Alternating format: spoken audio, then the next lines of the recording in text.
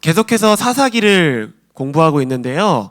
사사기의 순환 구조가 있듯이 신앙인에게도 신앙의 주기가 있습니다. 먼저 예수님과의 첫 만남이 있죠. 1막 1장입니다.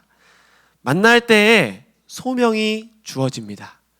그리고 굉장히 보수적이고 율법적인 신앙이 생겨서 처음에는 두려움의 하나님을 만나게 돼요. 이제 1막 2장, 그 은혜, 그 감동이 조금 사그러들어서 약간 섞인 불순종을 하게 되는데요. 불순종을 조금 해도, 죄를 약간 지어도 큰 벌이 임하지는 않습니다. 이만하면 됐지 하는 합리화 또 타협의 단계입니다. 1막 3장, 고난과 고통이 옵니다. 그 고난과 고통 가운데 신음하다가 다시 하나님을 찾아 회개하게 되죠. 그 회개를 통하여서 다시 2막 1장으로 하나님을 만나게 됩니다. 2막 1장에서 하나님을 만나면 책임감 있는 신앙인으로 조금 성장하게 되죠. 이제 2막 2장으로 다시 가야 하는데요. 2막 2장에서는 선택을 할 수 있습니다. 경험이 있으니까요. 다시 이전처럼 약간 섞인 불순종과 죄악을 선택할 것이냐, 아니면 온전한 순종과 책임감 있는 단계로 한 단계 더 성장할 것이냐. 2막 2장에서는 반드시 그것을 선택해야만 합니다. 한 가지 여쭙고 싶습니다. 몇 막 몇 장을 살고 계신지요? 나이에 관계없이 하나님과의 만남, 또 순환했던 횟수를 생각한다면 사람마다 몇 막 몇 장일지는 다를 수 있습니다. 그렇다면 한 가지 더 여쭙고 싶습니다. 2막 2장에서 어떤 선택을 계속해서 하고 계십니까? 또다시 조금 섞인 불순종, 조금 섞인 죄악으로 타협하고 있지는 않은지, 아니면 온전한 순종으로 나아가기를 반복해서 결단하며 성장하고 있는지 우리의 신앙도 이 순환 구조를 생각하면서 점검하고 싶습니다. 이제 지난주 온니엘 이후에 사사기는 이스라엘이 2막 2장을 쓴 이야기를 기록하는데요. 2막 2장, 사사기 3장 12절 한 목소리로 읽겠습니다. 또라는 말은 이스라엘이 반복해서 악을 행했음을 강조하고 있죠. 뿐만 아니라 12절이라는 이 한 구절 내에서 여호와의 목전에 악을 행하였으므로 라는 말을 두 번이나 기록합니다. 2막 2장에서도 변하지 않고 또 반복적으로 죄를 짓고 있는, 목전에서 악을 행하고 있는 이스라엘의 모습을 사사기 저자는 강조하고 있습니다. 그렇다면 다음 사이클은 무엇인가요? 심판입니다. 15절을 한 번 더 보시면 이제 15절 내에서 여호와께서 모압 왕 에글론을 강성하게 하사 그들을 대적하게 하시매 라고 말하며 심판이 시작되는 이야기가 나옵니다. 그런데 12절 이 여호와께서 이 부분을 보시면 12절 처음과 여호와께서 이 부분과 주어가 바뀌었음을 알 수 있습니다. 12절 처음은 이스라엘 자손이 악을 행했다 인데요. 12절 중반에서는 여호와께서 모압 왕 에글론을 강성하게 하사라고 주어가 바뀌어 있어요. 다시 한번 사사기 저자는 하나님이 모압 왕 에글론을 강성하게 하셨다. 하나님은 이스라엘만이 아니라 세상의 모든 나라를 통치하시는 주권자이시다. 사사기 저자는 이것을 또 한번 슬며시 가르쳐주고 있습니다. 이제 구체적으로 모압 왕 에글론을 통한 심판의 모습이 나오는데요. 13절과 14절 우리 한 목소리로 읽겠습니다. 모압, 암몬, 아말렉 연합군이 이스라엘을 공격합니다. 지도를 잠시 보겠습니다. 화면에 보시면 지도가 나와 있는데요. 왼쪽 편에 암몬이 있고 모압이 있습니다. 오늘 이스라엘에게 쳐들어왔던 왕은 모압의 왕입니다. 그런데 성경에 있는 것처럼 모압과 암몬이 연합을 해서 이제 요단강을 건너서 쳐들어오는 건데요. 그 첫 번째로 점령한 성읍이 종려나무 성읍이라고 합니다. 그 종려나무 성읍은 우리 지도상에 나와 있는 여리고를 의미합니다. 여리고가 어떤 성인가요? 이스라엘 백성들이 처음에 가나안을 점령할 때, 정복할 때 처음 전투를 치르고 승리했던 지역이 여리고입니다. 가나안 지역의 요충지이고 또 가나안을 점령하기 위한 첫 번째 장소임을 알 수 있습니다. 여리고는 지리적 위치상 예루살렘과도 매우 가깝고 또 베델과도 가깝습니다. 이스라엘의 주요 도시들과도 근접해 있는 곳이 여리고예요. 그런데 이 여리고를 모압과 암몬이 점령했다. 우리가 그냥 성경에 문자적으로 볼 때 여리고가 정복당했구나 이 정도 의미가 아니라 상황이 매우 심각하구나 하는 것을 인지해야만 합니다. 여리고를 점령했다는 말은 다시 말해서 모압과 암몬이 얼마든지 이스라엘을 가나안을 전부 점령할 수 있다는 말을 의미하기도 합니다. 가나안 전체를 이룰 수도 있는 심각한 상황이 지금 여리고 종려나무 성읍 점령을 통해서 나타나고 있죠.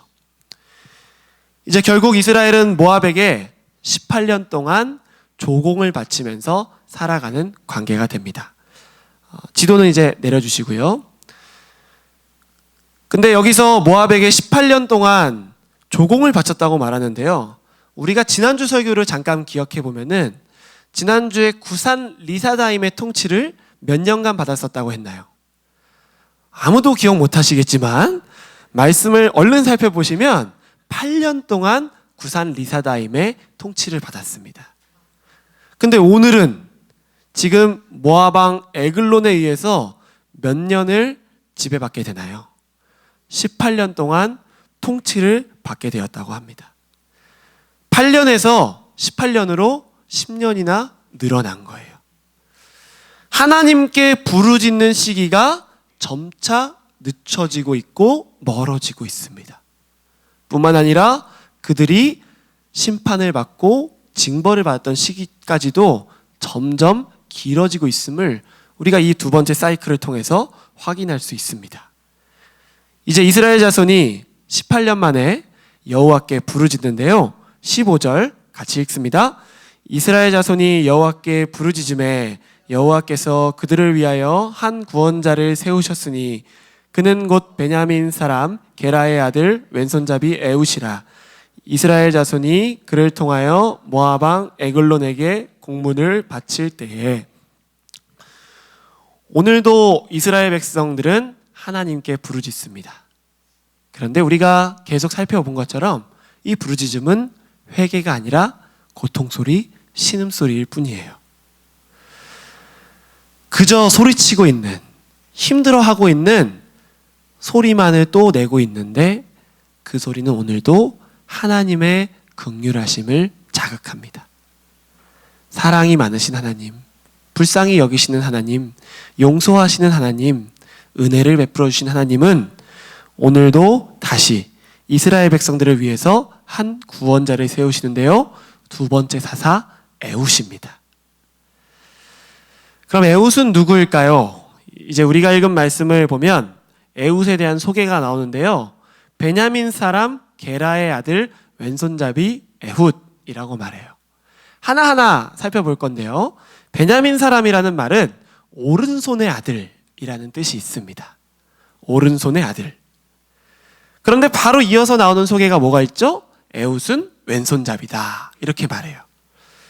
이 말을 한꺼번에 읽으면 오른손의 아들 에훗은 왼손잡이였다. 이 말이에요. 근데 왼손잡이라는 말도 히브리어로 다시 그 뜻을 살펴보면은 오른손에 제약이 있다. 라는 뜻을 갖고 있습니다. 다 풀어서 보면 오른손의 아들 에훗은 오른손에 제약이 있던 사람이다. 그 뜻을 담고 있어요. 매우 역설적인 말입니다. 그래서 몇몇 성경학자들은 에훗이라는 사사가 이스라엘 지파 중 가장 약한 베냐민 지파에서도 오른손에 장애가 있는 가장 약하고 연약한 사람이 아니었나라고 성경을 연구하기도 해요. 하지만 과연 그럴까요? 히브리어에는 왼손이라는 단어가 있습니다. 그런데 오늘 본문에서는 굳이 왼손이라는 단어를 쓰지 않고 원어 그대로 말하면 오른손에 제약이 있다라고 말한 거예요. 에훗은 왼손잡이다. 네, 우리 개역 개정처럼 이렇게 쓴 게 아니라 원어에는 오른손에 제약이 있는 에훗이다. 이렇게 말한 거예요. 그 의도가 무엇인지를 우리가 살펴봐야 되는데요.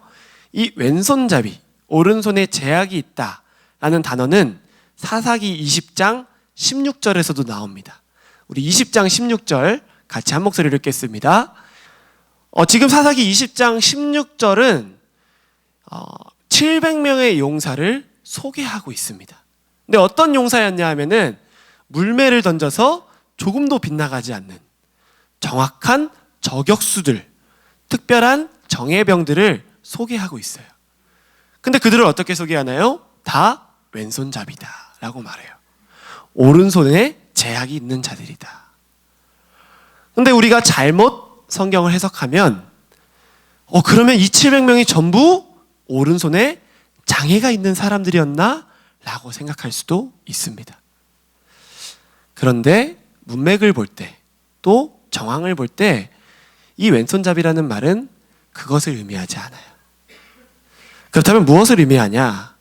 오른손에 제약이 있다는 말은 왼손을 오른손만큼 잘 썼다는 것을 의미합니다. 왼손을 오른손 못지않게 능하게 썼다는 것을 강조하기 위해서 오른손에 제약이 있다는 표현을 히브리어 원어는 오른손에 제약이 있다는 표현을 쓰고 있는 거예요. 이 주장을 더 근거하는 이유는 히브리어 성경을 최초로 그리스어로 번역한 70인영이라는 성경이 있는데요. 그 성경에서는 이 왼손잡이라는 이 표현을, 오른손에 제약이 있다는 표현을 다른 말로 표현했어요. 최초로 번역한 성경에는 오른손이 2개인 에훗이라고 말했습니다. 무슨 말이에요? 오른손만큼 왼손을 잘 썼던 사람이다. 양손잡이였다. 왼손도 자유자재로 쓸 수 있는 사람이다. 다시 말해서 에훗은 오늘 사사기 20장 16절에 나온 사람들처럼 전쟁에 능한, 전쟁에서 정예 요원으로 쓰임받을 수 있는 사람이었음을 말해주고 있는 것입니다. 이렇게 엄청난 능력을, 또 훌륭한 정예병인 에훗인데요. 지금 그 에훗이 무엇을 하고 있나요? 15절 후반부에 나오고 있는데요. 이스라엘 자손이 그를 통하여 모압 왕 에글론에게 공물을 바칠 때에 그가 하고 있는 일을 소개합니다.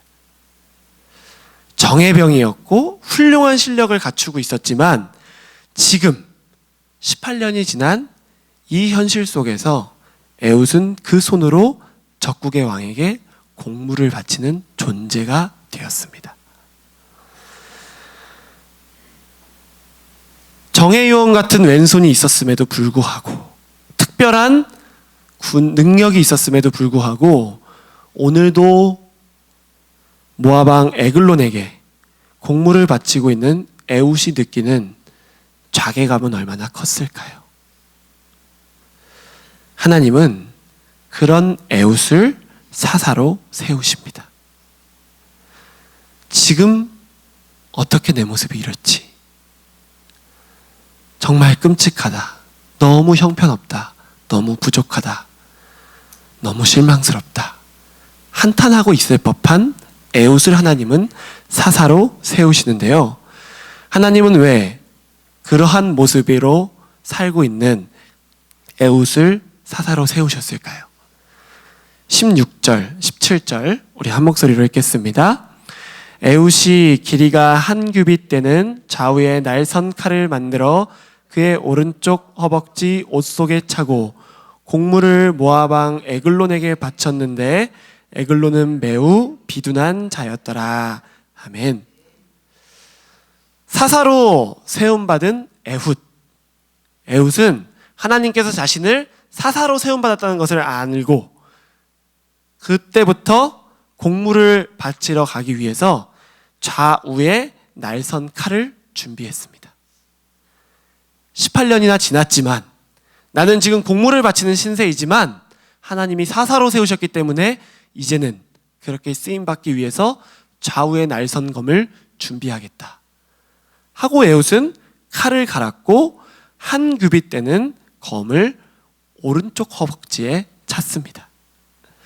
한 규빗은요, 중지에서 팔꿈치까지의 길이를 의미하는데요, 약 45cm 정도 되는 길이입니다. 몰래 들어가서 죽여야 되는 상황인데 생각보다는 좀 길어요, 칼이. 숨기기도 어려울 법한데 에훗은 왜 이렇게 좀 긴 검을 준비했을까요? 우리가 읽은 17절에 보면 에글론의 외형이 나오고 있는데요, 에글론이 비둔했다고 합니다. 그 비둔한 에글론을 찔러서 단번에 죽이기 위해서는 짧은 단검으로는 안 되겠다는 생각이 그에게 있었던 거예요.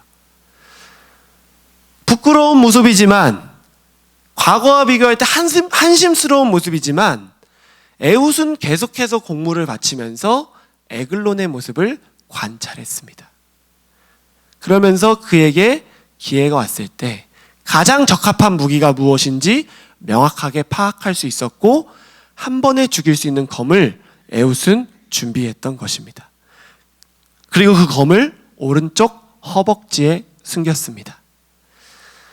당시에는 오른손잡이가 많았었는데요, 오른손잡이들은 보통 칼을 어느 쪽에 찰까요? 오른쪽에서 칼을 확 뽑으려면은 왼쪽에 이렇게 차야 확 뽑을 수 있습니다. 영화처럼 막 이렇게 하진 않을 거예요.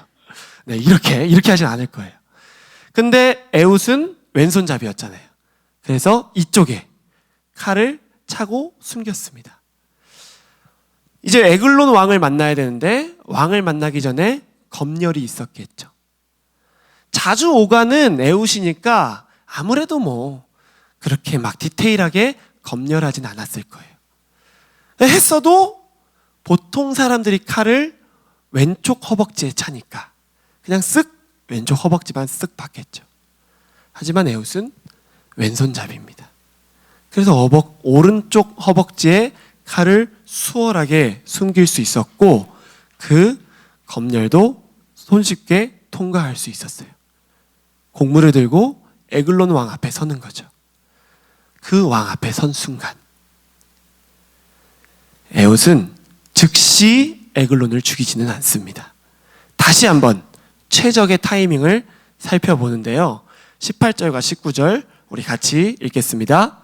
에훗이 곡물 바치기를 마친 후에 곡물을 메고 온 자들을 보내고 자기는 길갈 근처 돌 뜨는 곳에서부터 돌아와서 이르되 왕이여 내가 은밀한 일을 왕에게 아뢰려 하나이다 하니 왕이 명령하여 조용히 하라 하매 모셔선 자들이 다 물러간지라. 처음 에글론 앞에 갔을 때 곡물만 갖추고 나옵니다. 너무 좋은 기회였을 법도 한데 다시 또 통과하려면 칼도 숨겨야 되고 검열도 통과해야 되는데 그럼에도 불구하고 그냥 나와요. 그리고 에훗이 어떻게 하나요? 같이 온 사람들은 돌려보냅니다. 그리고 자신은 길갈 근처 돌 뜯는 곳에서 다시 에글론에게로 돌아갔다고 말해요. 여기서 굳이 길갈 근처 돌 뜯는 곳을 밝히는 이유는 무엇일까요? 이 돌 뜯는 곳은요, 우상을 만드는 곳이었습니다. 모압의 우상을 만들고 또 우상이 있었던 자리가 이 돌 뜯는 곳이었어요. 에훗은 여기서 발걸음을 돌렸어요. 여기서 발걸음을 돌려서 에글론 왕을 만나서 이렇게 말하죠. 내가 은밀한 일을 왕에게 아뢰려 하나이다. 에훗이 어디서 왔습니까? 우상이 있는 곳에서 왔어요. 왕에게 왕이시여, 내가 지금 돌 뜨는 길에서 다시 돌아오는 길인데 은밀한 일을 말하기 위해서 왔습니다. 어떤 느낌이 들까요? 신비한 느낌이 들 수 있죠. 지금 거기서 뭘 들었나 보다. 지금 거기서 뭘 느꼈나 보다. 에글론 왕이 그걸 느끼고 모든 신하들에게 물러나라고 말합니다. 1대1로 있겠다. 지금 다 물러나라. 나만 듣겠다. 이제 에훗과 에글론이 1대1로 남게 되는데요. 이 타이밍, 이 최적의 시간에 에훗은 에글론을 죽입니다. 20절, 22절까지 우리 같이 한 목소리로 읽겠습니다. 에훗이 그에게로 들어가니 왕은 서늘한 다락방에 홀로 앉아있는 중이라. 에훗이 이르되 내가 하나님의 명령을 받들어 왕에게 아랠 일이 있나이다 하매 왕이 그의 좌석에서 일어나니 에훗이 왼손을 뻗쳐 그의 오른쪽 허벅지 위에서 칼을 빼어 왕의 몸을 찌르매 칼자루도 나를 따라 들어가서 그 끝이 등 뒤까지 나갔고 그가 칼을 그의 몸에서 빼내지 아니하였으므로 기름이 칼날에 엉겼더라. 아멘. 다시 한번 에훗이 1대1로 이렇게 말하죠. 내가 하나님의 명령을 받들어 왕에게 아랠 일이 있나이다. 이렇게 말해요. 에글론은 확신했을 거예요. 정말 신의 이름으로 나에게 할 말이 있구나. 그래서 그 말을 들을 생각으로 자리에서 벌떡 일어났습니다. 그 타이밍에 에훗이 달려가서 준비한 칼을 확 뽑고 에글론의 배를 훅 찌릅니다. 준비했던 한 규빗이 되는 칼로 에글론의 몸을 완전히 꿰뚫었고요. 그 꿰뚫은 칼은 에글론의 몸을 나가서 칼집까지 완전하게, 칼자루까지 완전하게 그 몸에 박혔다고 말합니다. 에훗이 기획했던 완벽한 타이밍이었습니다. 에훗은 비록 현재 모습은 공물을 바치는 신세로 살아가고 있지만 그가 사사로 세움받았을 때 무엇을 해야 할지 볼 수 있는 사람이었습니다. 지금 내 모습을 보면서 한탄하고 아파하고 괴로워하고 한숨 짓는 것이 아니라 아유, 이 모습으로 뭘 할 수 있겠어.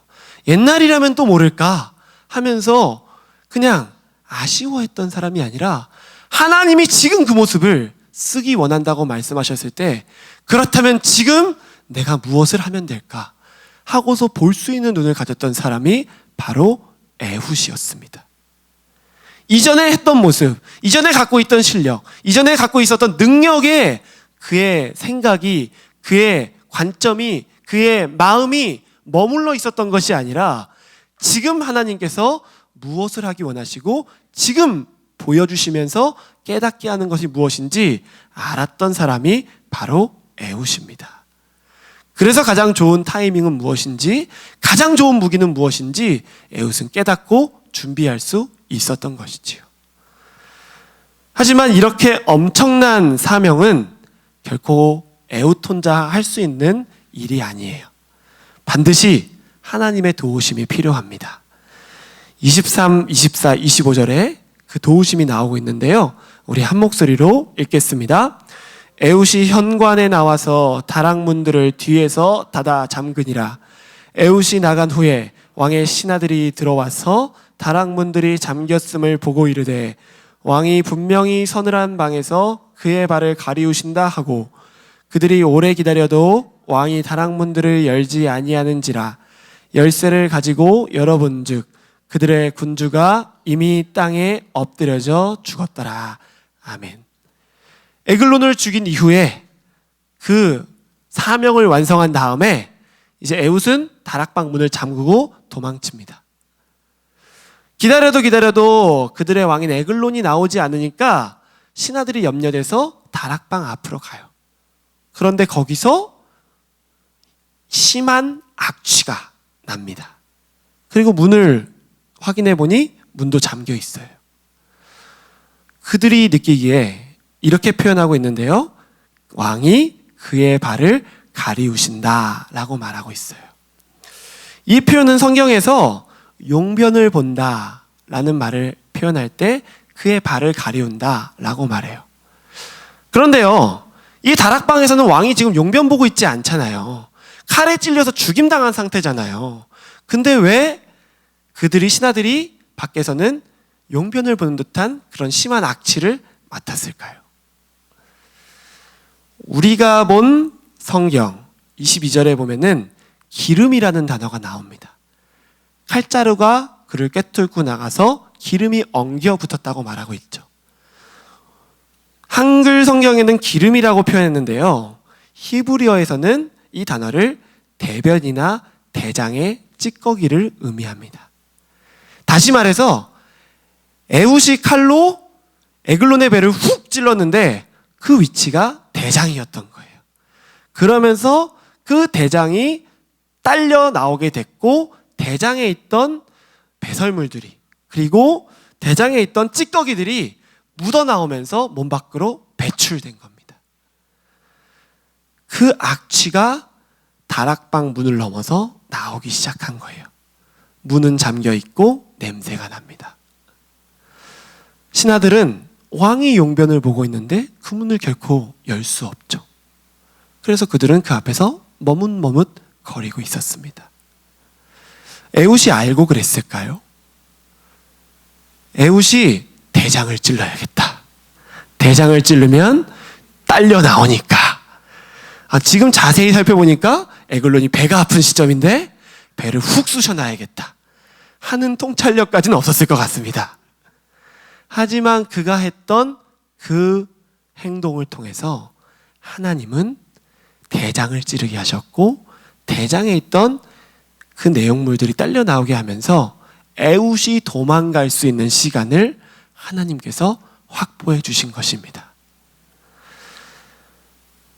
그것을 에훗도 알고 있었습니다. 자신이 주도 면밀하게 준비했지만 그 사역에 그 일에 하나님의 도우심이 있었음을 에훗은 너무나도 잘 알고 있었어요. 그래서 도망친 이후에 이스라엘에 도착한 에훗이 이렇게 외칩니다. 여호와께서 너희의 원수들인 모압을 너희의 손에 넘겨주셨느니라.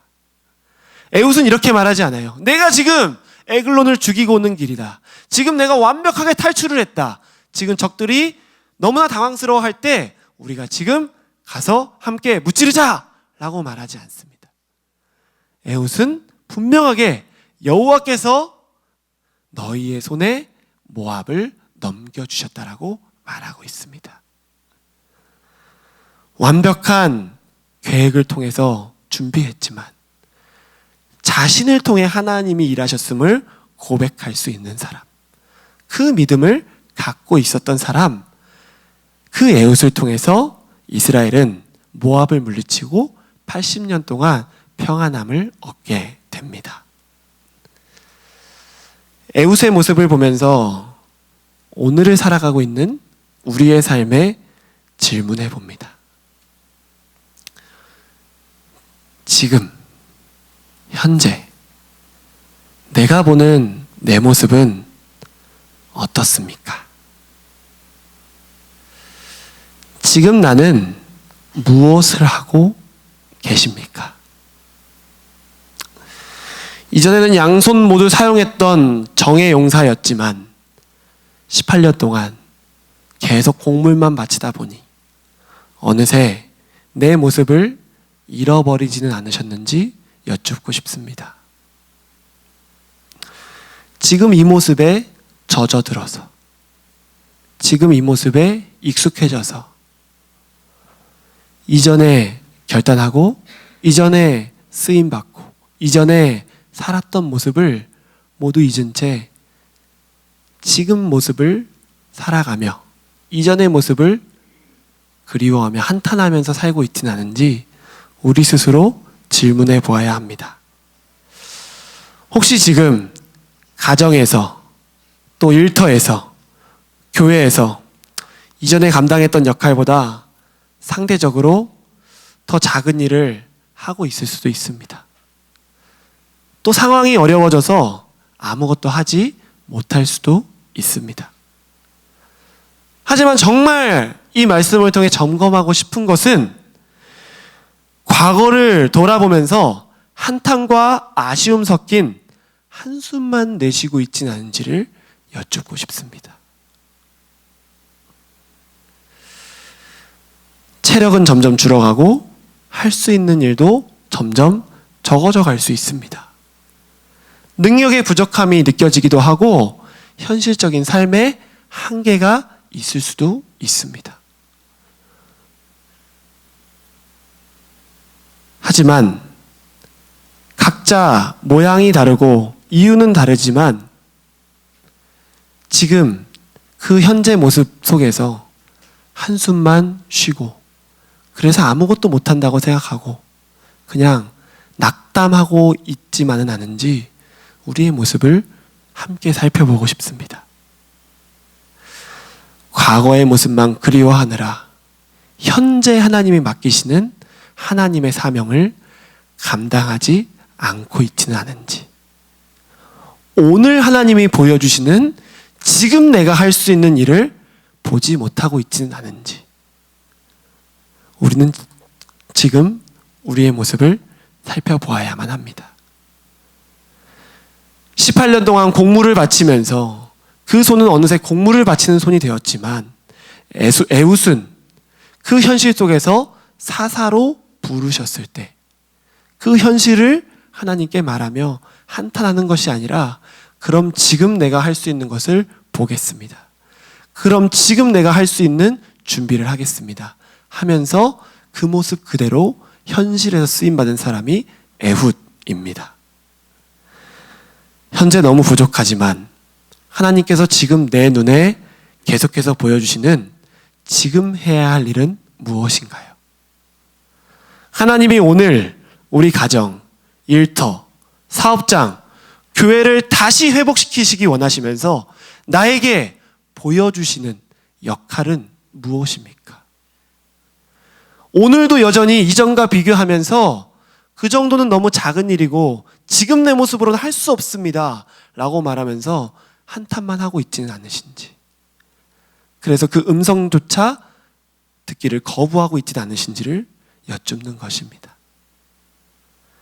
에훗과 같이 하나님이 오늘 나에게 행하기 원하시는 일을 보이신다면 그렇다면 하나님 그 일을 어떻게 하면 되겠습니까? 지금 내 모습으로 무엇을 하면 되겠습니까? 여쭙고 준비하고 그렇게 쓰임받는 모습이 오늘 우리에게 필요한 모습입니다. 2007년 12월 11일 제가 훈련소에 입대한 날입니다. 뭐 그렇게 특별한 날은 아니에요. 그런데 전에 말씀드린 것처럼 월요일 빼고 일주일 내내 교회에서 살던 저에게는 이제는 더 이상 아무것도 할 수 없는 듯한 느낌을 받게 하는 날이었습니다. 이제 교회 못 가는구나. 월요일만이 아니라 쭉 못 가다가 주일만 교회 갈 수 있구나 하는 마음이 제 안에 들었어요. 그러다 보니까 주일 예배가 너무너무 소중하다는 마음이 들었고 첫 예배는 엄청난 감동을 주었습니다. 꼭 그런 찬양 왜 하는지 모르겠어요. 훈련병 데리고 하나님은 너를 지키시는 자, 이 찬양을 하는데 눈물이 막 엄청 쏟아지는 거예요. 앞도 보이지 않는데 와, 그 기간 동안 하나님이 나를 지켜주시겠구나 하는 마음이 들어서 찬양도 제대로 못했어요. 하나님 너 지키 막 이러다가 끝났어요. 근데 그렇게 찬양을 다 끝났는데 찬양을 끝나고 나니 찬양 인도자가 너무 은혜롭게 예배한다고 특별한 선물 던킨 도너츠를 저에게 줬습니다. 이건 하나님의 선물이다. 그 던킨 도너츠를 받고 나자 제 예배 시간에 주변 환경이 바뀌었습니다. 제 주변에 동기들이 몰리기 시작하는 거예요. 야, 던킨도너츠를 제가 나눠 먹었거든요. 나눠 먹고 그 다음에 예배 때 뭐 성경 퀴즈 내고 이럴 때 손 벌쩍벌쩍 들고서 막 치니까 바로바로 막 과자를 막 주는 거예요. 그 자리에서 막 다 뿌렸거든요. 그러니까 동기들에게는 주일날은 저는 영웅이 됐습니다. 그래서 그 모습으로 계속 주일날 예배를 드리고 있었는데 그 중에 한 명의 동기가 보였어요. 교회 안 다니는 동기였는데 간식을 탈 때마다 그 동기를 챙겨줬습니다. 초코파이도 줬고요. 몽쉘도 줬습니다. 야, 뭐 그런 것까지 얘기하나 싶으실지 모르겠는데 피와 살을 나눠줬습니다. 그거를 주다가 이제 성탄절이 다가오는 거예요. 성탄절에 세례가 있다는 얘기를 듣고서 제가 그 동기에게 이야기했어요. 이번 성탄절에 세례 받았으면 좋겠다 하고 권면했습니다. 세례 받으면 이번 주 간식 다 줄게 이렇게 얘기하지 않았습니다. 세례잖아요. 그래서 정말 간절하게, 아니 좀 진지하게 부탁했어요. 세례 받고 예수님 잘 믿기로 결정했으면 좋겠다 하고 얘기했습니다. 한켠에는 세례 받은 사람만 주는 햄버거도 나눠 먹었으면 좋겠다 뭐 이런 마음도 있었지만 그 이야기를 동기가 받았습니다. 그래서 성탄절 때 세례를 받았고요. 그 이후에는 헤어져서 어떻게 신앙생활을 했는지는 잘 알지 못하지만 굉장히 그곳에서도 귀한 일을 했다는 마음이 제 안에 지금도 남아 있습니다. 아무것도 할 수 없지 않을까. 이전만큼은 교회를 섬기지 못하고 이전만큼은 내가 할 수 있는 일이 없을 텐데 하는 마음으로 약간은 실망도 하고 체념도 하고 군생활을 시작했지만 그곳에서 무엇을 해야 될지 하나님이 보여주셨어요. 누구에게 간식을 줘야 할지, 누구에게 말을 붙여야 할지. 지금 이 훈련소 예배드리는 이 5주간의 기간, 제한되고 짧은 이 기간 동안 어떤 사람을 만나기 위해서 하나님이 지금 나를 이 부대에 훈련받게 하셨는지 그것을 깨닫고 그 역할을 감당했던 시간이었습니다. 이전만큼 교회에서 많은 일을 하지는 못했고요. 이전만큼 교회에서 계속 머물지는 못했습니다. 하지만 지금 할 수 있는 일을 찾고 지금 할 수 있는 일을 발견했을 때 그 일을 감당하기 위해 애썼습니다. 무엇을 할 수 있을까? 입대 전에 했었던 모습만을 생각하면서 교회를 그리워하고 빨리 돌아갔으면 좋겠다. 한탄하고 한숨 쉬고 아쉬워하고만 있었다면 그 동기가 보이지 않았을 것 같아요. 그리고 그런 일을 하지도 않았을 것 같습니다. 현재의 모습을 보면서 아쉬움만 갖고 있다면 현재의 나는 하나님께 쓰임받기 어려울 수도 있습니다. 지금 보여주시는 것이 무엇인지 깨닫고 그 역할을 감당하기로 순종할 때 우리는 애국과 같이 내 힘으로 하는 것이 아닌 하나님이 도우셨음을 경험할 수 있습니다. 18년이라는 압제 속에서 곡물만 바치던 사람이 오늘 그 비둔한 에글론을 죽일지 누가 알았겠습니까? 이제 사사기 3장은 마지막으로 사사 3가를 소개하면서 마치는데요. 31절에 나와 있습니다. 우리 한 목소리로 같이 읽겠습니다. 에호투에는 아낫의 아들 삼갈이 있어 600명을 죽였고 그도 이스라엘을 구원하였더라. 아멘. 삼갈은 세 번째 사사입니다. 근데 이 삼갈은요, 아낫의 아들이라고 소개되어 있는데요. 성경학자들은 삼갈이 이스라엘 사람이 아니었을 것이라고 말해요. 왜냐하면 이 삼갈이라는 이름 자체가 이스라엘식 이름의 표기법이 아닙니다. 그래서 이 사람이 이방인이었을 것이다. 또한 그가 그가 아낫의 아들이라고 소개되었는데 아낫 역시 이방의 신이었기 때문에 삼갈은 아마도 이방 사람이었을 것이다 라고 생각해요. 그리고 그가 사용했던 무기는 무엇이었나요? 소모는 막대기입니다. 사람을 죽이는 무기인가요? 아니에요. 근데 그 사람이 들고 있었던 그것은 그의 삶에 가장 익숙한, 그가 삶에서 사용하는 것일 가능성이 굉장히 큰데요. 소모는 막대기를 사용하는 사람. 높은 신분은 아니었을 것 같습니다. 이방인이었고 낮은 신분이었지만 3장은 이렇게 말하죠. 그도 이스라엘을 구원하였더라. 결코 쓰임받지 못할 것만 같은 이방인. 누가 봐도 인정할 만한 높은 신분이 아닌 낮은 신분으로 살았던 그 삼갈. 애훈 이야기를 하고 있는 사사기의 저자는 마지막으로 이러한 삼갈도 이방인이며 또 소모는 막대기를 사용하는 낮은 신분인 삼갈도 순종했을 때 사사로 쓰임받고 그도 이스라엘을 구원하였다고 말합니다. 오늘 나는 어떤 모습으로 살고 계십니까? 오늘 나는 무엇을 하고 계신가요? 혹시 과거에 있었던 내 모습을 지금도 회상하며 그땐 그랬지. 그래도 그만한 능력이 있었는데 그런 사역도 감당했었는데 하는 아쉬움만 계속해서 생각하고 있지는 않은지 조심스럽게 여쭙고 싶습니다. 하지만 오늘 말씀은 지금 해야 할 역할을 하나님이 보여주실 때, 하나님이 깨닫게 하실 때, 그럼 하나님 보여주시는 대로 지금 주신 능력대로 그 사명을 감당하겠습니다 라고 하는 사람을 찾고 계신다고 말하고 있습니다. 오늘 내 삶의 자리에 하나님이 보여주시는 내가 해야 할 사명은 무엇입니까? 사람마다 다를 것입니다.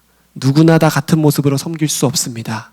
지금 내 모습 속에서 주님이 보여주시는 모습이 무엇인지 그것이 보여지고 들려지고 깨달아진다면 하나님의 나라를 위해서 가정에서, 일터에서, 교회에서 그 일을 지금 모습으로 하기를 결단하시는 여기 모인 모든 성도님들 되기를 간절히 소망합니다. 함께 기도하겠습니다. 능력의 하나님 아버지, 우리를 통해 일하시는 하나님 아버지, 오늘도 말씀을 통해 하나님의 손에 붙잡혀서 쓰임받은 사사 에훗을 만나게 하심에 주님 감사합니다. 하나님, 지금 내 모습을 보지 않게 하시고 오늘 나에게 무엇을 말씀하시는지, 지금 나에게 무엇을 보게 하시는지 우리의 귀를 열어주시고 우리의 눈을 열어주시옵소서. 그래서 주님 오늘 나에게 맡기시는 그 사명을, 오늘 나를 보내시는 그 자리에 갈 수 있는 삶의 자리에 사사로 쓰임받기를 소망합니다. 그렇게 결단할 수 있도록 도우시는 주님을 찬양하며 예수님의 이름으로 간절히 기도하옵나이다. 아멘.